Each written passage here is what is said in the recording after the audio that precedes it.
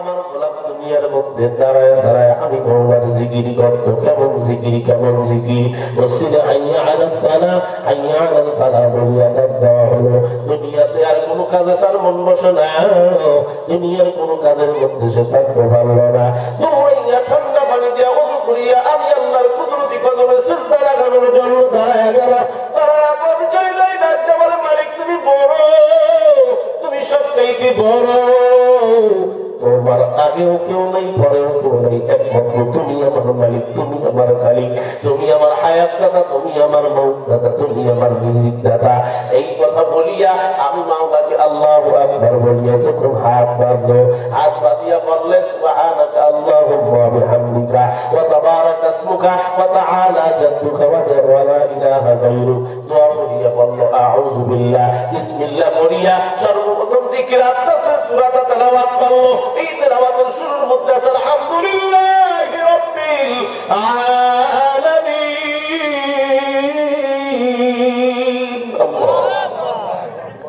দাঁড়ায় আমার বরত্ব ঘোষণা দিয়া বলে আলহামদুলিল্লাহি রাব্বিল আলামিন।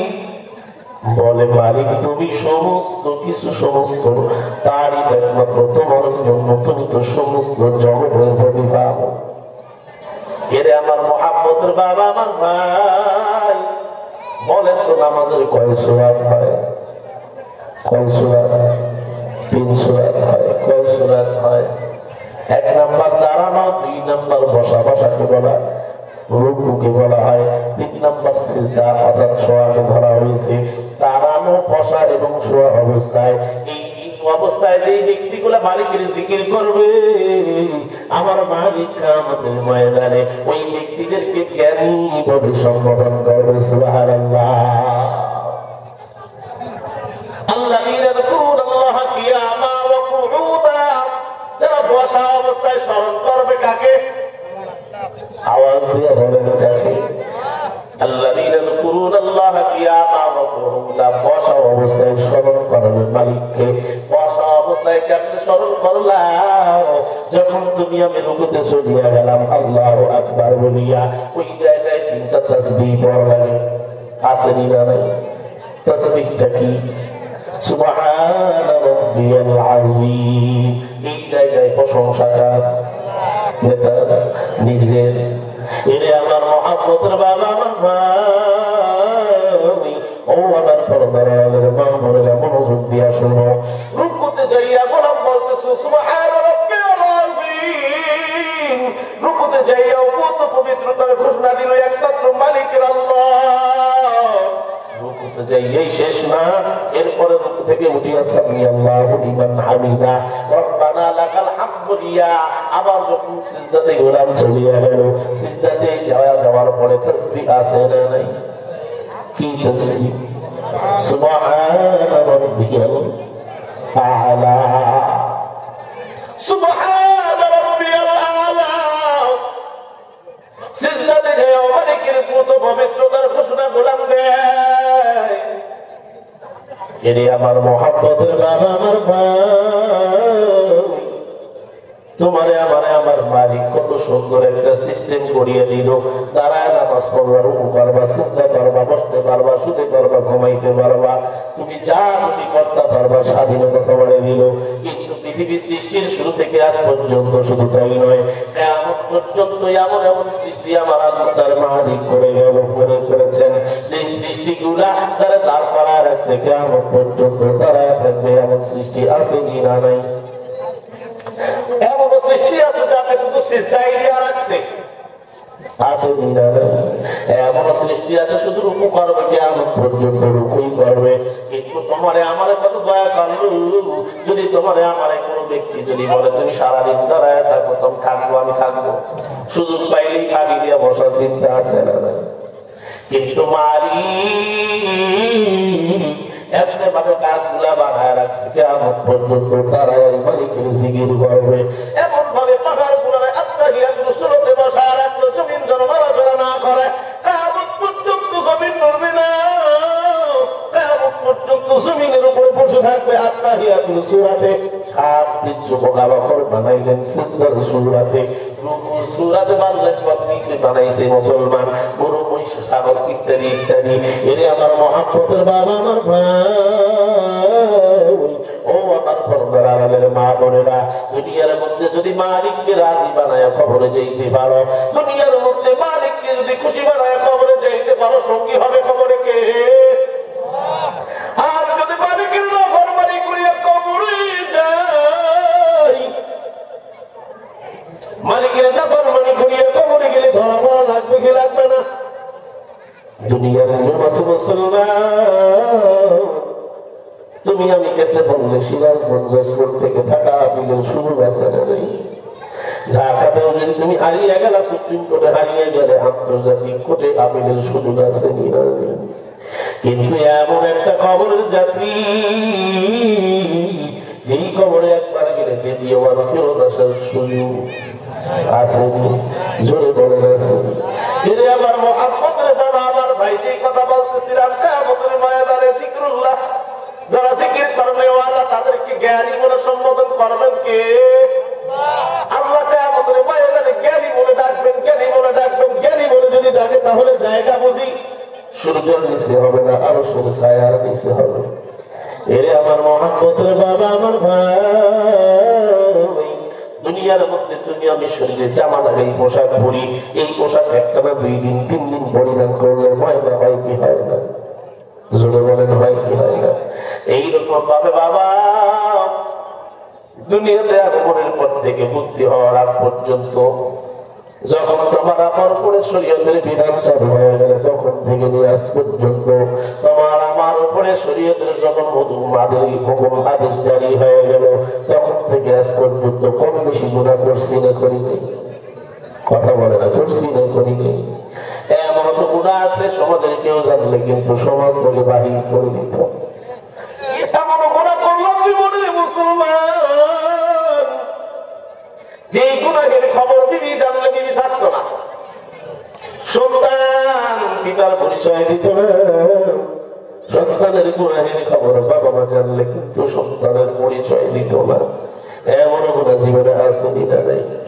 কিন্তু এমন দয়াময় মালিক আল্লাহ, যেই মালিক গুনাহের পরেও সবকিছু গোপন রাখলেন, সুযোগ দিলেন। ইয়া আইয়ুহাল্লাযীনা আমানু তুবু ইলাল্লাহি তাওবাতান নাসুহা, তওবা কর। মৃত্যুর বিছানায় শোয়ার আগে যদি তওবা করো, আর যদি তওবা করিয়া দুনিয়া থেকে বিদায় নিতে পারো, তোমার কপাল বড় ভালো। আর যদি তওবা ছাড়া মাওলার কবরে যাও, তোমার কপাল বড় খারাপ হয়ে যাবে রে বাবা। এই জন্য আমি বলি, আমার মুহাম্মদের বাবা, আমার ভাই, আমরা কি কিয়ামতের ময়দানে জ্ঞানীদের কাতারে যারাইতে চাই কি চাই না? ইচ্ছা আছে না নাই? তাহলে মাওলা পাকের জিকিরের দরকার আছে না নাই? রাসূল বলেন, লিকুল্লি শাইইন সিকারাতুন ওয়া সিকারাতুল কুলুবি যিকরুল্লাহ। প্রত্যেকটা জিনিস পরিষ্কারের পাথেও আছে না নাই? আপনার বাড়িতে ছুরি আছে, চাকু আছে, জং ধরে গেছে, তারা পরিষ্কার করা হয়। বাড়িতে কাপড় আপনি পরে সাবান ব্যবহার করিয়া পরিষ্কার করিয়া ফেলাইলেন, কিন্তু কল, এই কলটা যখন ময়লা যুক্ত হয়ে গেল, ময়লা দিয়ে ভর্তি হয়ে গেল, এই কলটা পরিষ্কার করার দরকার আছে না নেই? আল্লাহর পয়গম্বর বলেন, এই কলটা পরিষ্কার করার বস্ত্র হইল কার জিকির? মাওলা পাকের জিকির। যে ব্যক্তির জিকির কলমের মধ্যে জিকির আছে, যে ব্যক্তির ভিতরে জিকির আছে, তার দিলটা কি জিন্দা। আর তার মধ্যে আল্লাহ পাকের জিকির নাই, মায়ার নবী বলেন ওই কলমটা মুর্দা। আর যার কলম মরিয়া যায়, সে শরীয়তের আদেশ নিষেধ বোঝে না, হালাল হারাম কিছুই বোঝে না। এই আমার মুহাম্মদের বাবা, আমার ভাই, কলমের চিকিৎসার মার্কাজ শুরু হয়ে যাবে 13, 14, 15 ফেব্রুয়ারি। আসেনি না? এর আমার মুহাম্মদের বাবা, আমার ভাই, নিজের চোখে দেখা কত চোর যায় ভালো হয়ে গেল, কত বাচ্চার যায় ভালো হয়ে গেল। কিন্তু আমি আপনি কি পরিবর্তন হলাম? কি পরিবর্তন তোমার আমার হলো? মালিকের সঙ্গে সম্পর্ক করতে পারি না ভাই।